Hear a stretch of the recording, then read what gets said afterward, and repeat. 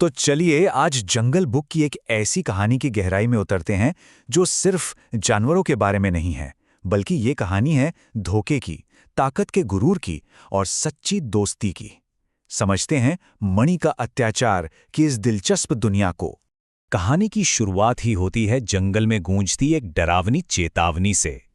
ये शब्द सिर्फ एक कहावत नहीं है, ये धोखे और ताकत की उस कहानी की नींव रखते हैं जो पूरे जंगल को हिलाकर रख देने वाली है। कहानी में आगे एक चौंकाने वाली घटना होती है। खबर फैलती है कि जंगल का सबसे खूंखार शिकारी शेर खान मारा गया। सोचिए, जंगल के सारे जानवर हड्डियों के एक ढेर के आसपास जमा है। कुछ दुखी होने का नाटक कर रहे हैं तो कुछ मन ही मन अपनी नई नई मिली आज़ादी का जश्न मनाने को तैयार हैं। लेकिन ये सब एक नाटक था, एक सोची समझी चाल जिसे खुद शेर खान ने ही रचा था। वो पास में ही कहीं छिपा हुआ था, बस ये सुनने के लिए कि उसकी मौत पर कौन क्या कहता है। उसकी ये चाल बताती है कि कभी-कभी सच से ज्यादा ताकतवर वो कहानी होती है जिस पर लोग यकीन कर लेते हैं। जैसे जैसे जानवर अपनी बातें कर रहे थे, मोगली का एक समझदार दोस्त था, भालू बल्लू। उसे कुछ गड़बड़ लगी। उसके मन में एक सवाल उठा, क्या शेर खां सच में चला गया?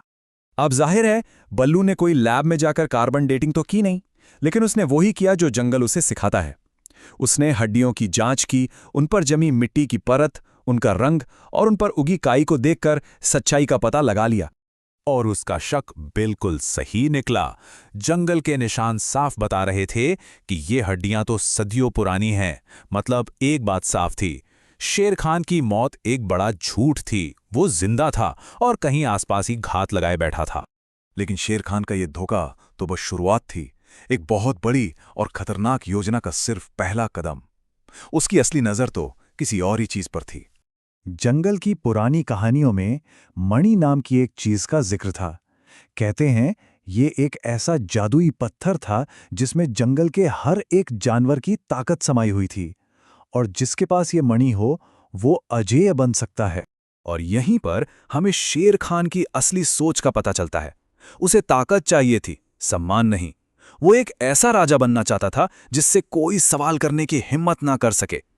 तो बस जैसे ही उसने अपने जिंदा होने का सच सबके सामने रखा, उसने मणि पर कब्जा कर लिया।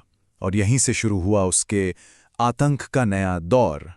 मणि की बेहिसाब ताकत हाथ में आते ही उसने खुद को हमेशा के लिए जंगल का राजा घोषित कर दिया। अब उसका अहंकार भी उसकी ताकत की तरह ही बेकाबू हो चुका था। वो अब सिर्फ एक शिकारी नहीं, एक जालिम तानाशाह था।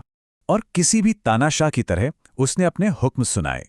पूरी तरह से उसकी बात मानी जाए, उसकी तारीफों के पुल बांधे जाएं, और सबसे बड़ा इनाम रखा गया अपने सबसे बड़े दुश्मन मोगली को पकड़कर लाने पर। इस हुक्म ने मोगली के दोस्तों को एक बहुत मुश्किल मोड़ पर लाकर खड़ा कर दिया। एक तरफ थी नए राजा की ताकत का डर और दूसरी तरफ थी अपनी दोस्ती निभाने की जिम्मेदारी। हाँ, शेर खान पहले से कहीं ज्यादा खतरनाक था, लेकिन बघीरा और बल्लू जानते थे कि दोस्ती का रिश्ता किसी भी डर से कहीं ज्यादा मजबूत होता है। और उन्होंने मोगली का साथ देने का फैसला किया। और इसी फैसले ने आखिरी टकराव की जमीन तैयार कर दी। ये लड़ाई दो अलग अलग तरह की ताकतों के बीच होने वाली थी। एक तरफ थी डर और जुल्म से मिली शक्ति, और दूसरी तरफ थी दोस्ती और हिम्मत से मिली ताकत। मोगली और उसके दोस्त ये बात अच्छी तरह समझ गए थे कि शेर खान को सीधी लड़ाई में हराना नामुमकिन है। इसलिए उन्होंने ताकत का नहीं, दिमाग का इस्तेमाल करने का सोचा और एक बहुत ही चतुर योजना बनाई। उनकी रणनीति लड़ाई की थी ही नहीं, बल्कि एक दिमागी खेल की थी। उन्होंने समझा कि जब दुश्मन आपसे कहीं ज्यादा ताकतवर हो तो उसकी ताकत पर नहीं, उसकी सबसे बड़ी कमजोरी पर वार करना चाहिए। और शेर खां की सबसे बड़ी कमजोरी थी उसका घमंड। योजना ने काम किया। वो किसी तरह शेर खान को शांत पानी के एक तालाब तक ले आए। और कमाल की बात देखिए, इतना शक्तिशाली और घमंडी होने के बावजूद शेर खान ने कभी अपनी शक्ल तक नहीं देखी थी। जब उसने पानी में अपना अक्स देखा तो उसे वो खुद नहीं बल्कि कोई दूसरा शेर नजर आया जो उसे चुनौती दे रहा था। उसका घमंड उस पर इतना हावी हो गया कि वो सच और वहम में फर्क ही नहीं कर पाया।